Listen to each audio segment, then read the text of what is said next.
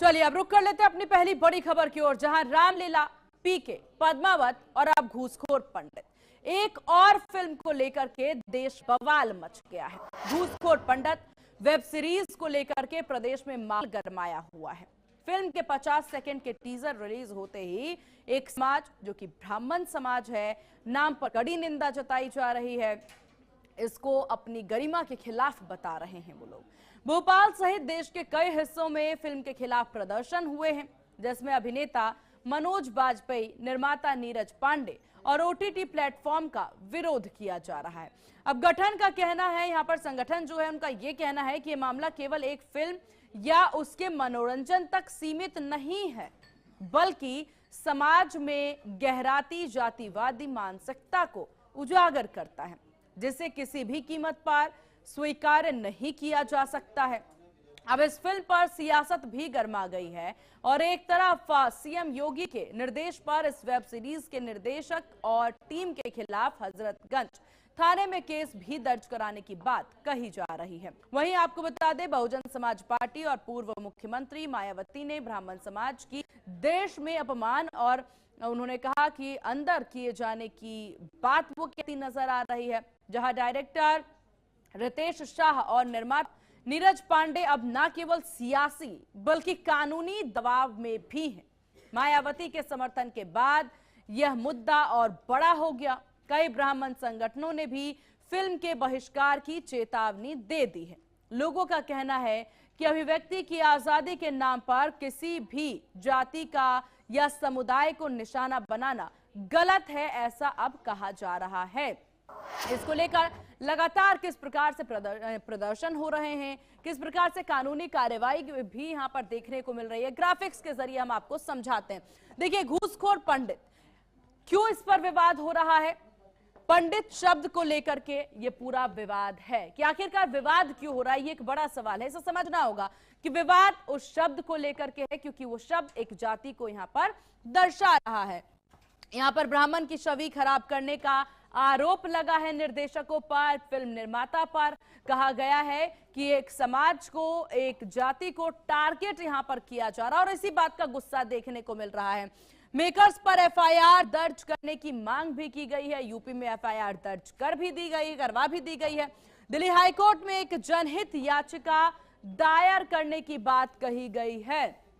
तो कुल मिलाकर इस पर पूरा विरोध नजर आ रहा है। भोपाल हो, मुंबई हो और कई ऐसे शहर हैं जहां पर प्रदर्शन की खबरें सामने आ रही है।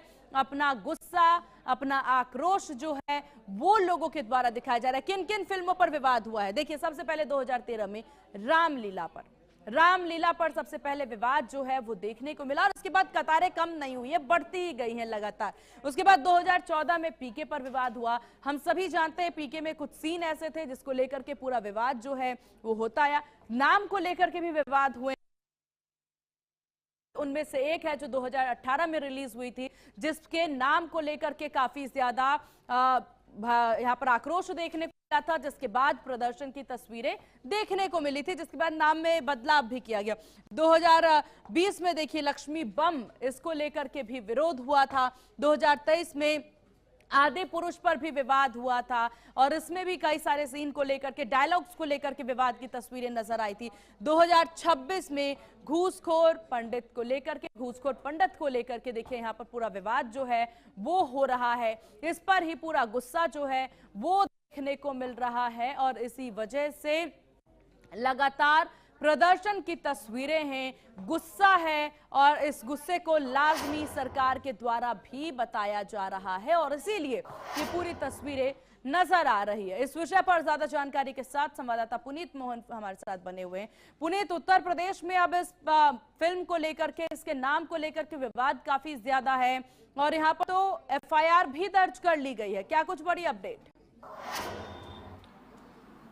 देखिए, ओटीटी प्लेटफॉर्म पर एक टीजर रिलीज होता है घूसखोर पंडित के नाम से, जिसमें जो इसके अभिनेता हैं वो मनोज बाजपेयी हैं और ऐसे में कहीं ना कहीं ब्राह्मण समाज इस पूरी मूवी को लेकर के जो ओटीटी प्लेटफॉर्म पर जल्द ही आनी है उसको लेकर के, उसके डायलॉग्स को लेकर के, उसके टाइटल को लेकर के विरोध प्रदर्शन शुरू करता है। मध्य प्रदेश से चिंगारी उठती है और पूरे देश में फैलती है। उत्तर प्रदेश के हजरतगंज थाने में हजरतगंज के इंस्पेक्टर विक्रम सिंह ने खुद एफआईआर दर्ज कराई है। सूत्र बताते हैं कि मुख्यमंत्री योगी आदित्यनाथ घूसखोर पंडित के नाम के टाइटल से काफी नाराज हुए और उनके आदेश पर यह एफआईआर दर्ज हुई है। इसके अलावा सभी राजनीतिक दलों ने भी इसकी आलोचना करी है। मायावती ने एक्स पर पोस्ट करते हुए कहा कि ब्राह्मण समाज को टारगेट करके जिस तरीके से मूवी बनाई जा रही, जो टाइटल घूसखोर पंडित रखा गया, इससे ब्राह्मण समाज आहत हुआ है। ऐसे में इस मूवी पर बैन लगना चाहिए। समाजवादी पार्टी हो या भारतीय जनता पार्टी हो या अन्य पार्टियां हो, लगातार इस बात का विरोध कर रही हैं कि जो ये मूवी है जिसका टाइटल है घूसखोर पंडित, इसका टाइटल और कुछ डायलॉग ब्राह्मण समाज की भावना को ठेस पहुंचाते हैं।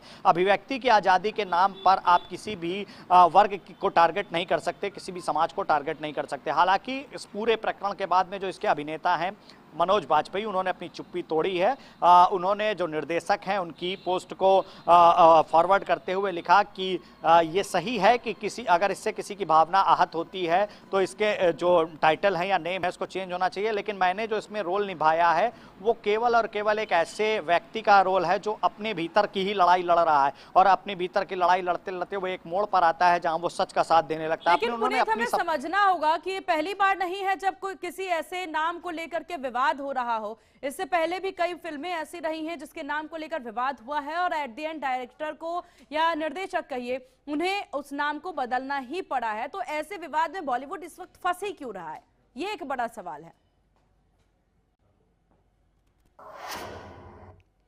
से घूसखोर